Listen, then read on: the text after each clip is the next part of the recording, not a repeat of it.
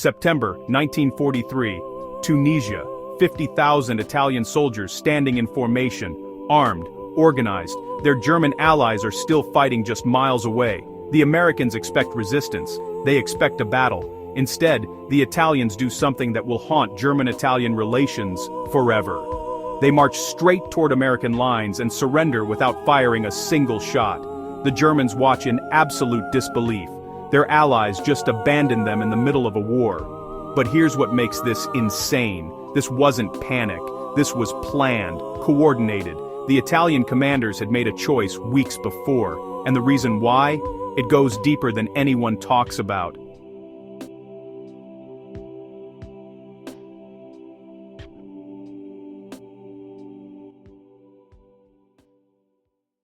By September 1943, Italy had been at war for over 3 years, 3 brutal years of losses in North Africa, the Balkans, and Russia. The Italian people were done. Food was scarce, cities were being bombed, sons weren't coming home, support for the war had completely evaporated.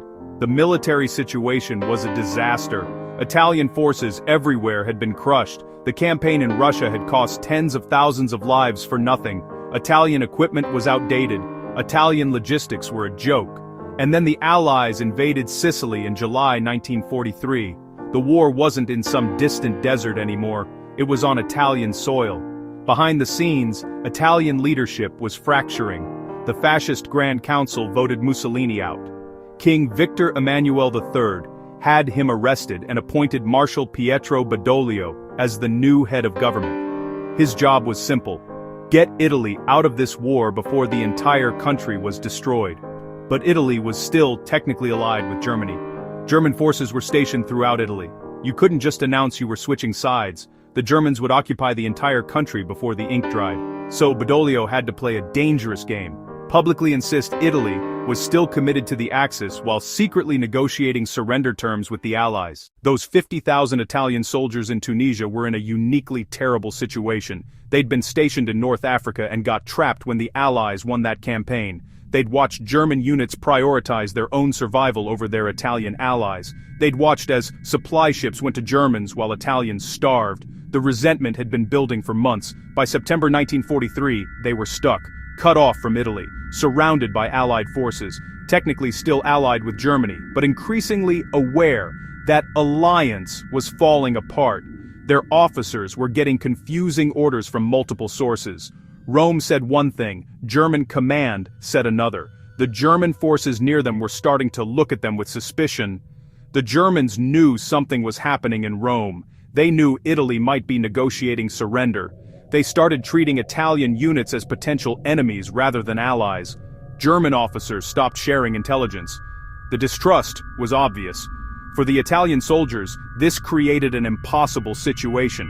If they stayed loyal to Germany and kept fighting, they'd be fighting for a country that wasn't their own, alongside allies who didn't trust them. But if they surrendered to the Americans, they'd be abandoning their German allies in the middle of combat. That's ultimate betrayal in military terms. The officers were getting pressure from every direction. Orders from Rome that contradicted German command, soldiers asking what they were fighting for, German officers demanding to know if Italy was staying loyal. Everyone wanted different things, and nobody had clear authority. Marshal Badoglio sent representatives to meet with Allied diplomats in Lisbon, neutral territory. The Italian representatives made it clear, Italy wanted out, they wanted armistice terms, they wanted to switch sides, but they needed guarantees. The Italians wanted to be treated as co-belligerents, not defeated enemies. They wanted to keep the monarchy. They wanted to avoid being occupied like a conquered nation. The Americans and British weren't buying it. Italy had been an enemy for 3 years, there would be consequences. Finally, on September 3rd, Italian representatives signed an armistice. The terms weren't what Italy wanted, it was basically unconditional surrender, but it was done. Italy was officially out of the war. The armistice was kept secret. Italy went back to pretending they were still allied with Germany. The plan was to announce it on September 12th, coordinated with major Allied landings. But General Eisenhower didn't trust the Italians. He announced the armistice himself on September 8th via radio broadcast. Italy has surrendered, effective immediately. The Italian government panicked. This wasn't the plan. They weren't ready. German forces were all over Italy. The announcement was supposed to be coordinated. Instead, it was chaos. For the 50,000 Italian soldiers in Tunisia, the announcement came as relief and terror. Relief because they finally had permission to stop fighting. Terror because German units right next to them were definitely not going to take this well. The hours after Eisenhower's announcement were the most dangerous. Italian commanders in Tunisia had to decide what to do before the Germans decided for them.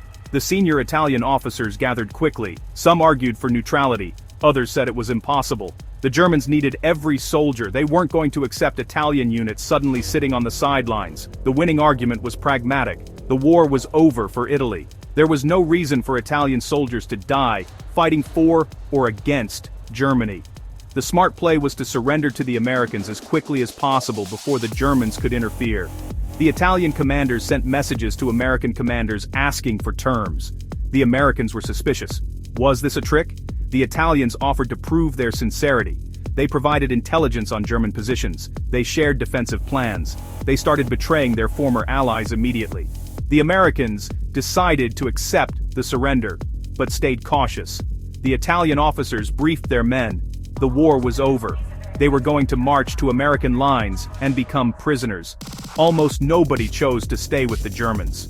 September 9th, 1943. Morning. 50,000 Italian soldiers began marching toward American lines in organized columns. They left heavy weapons behind. They kept rifles and personal equipment. Some units sang Italian songs. Some marched in total silence. Officers led their men, maintaining military discipline even in surrender. American soldiers watching this had no idea what to make of it.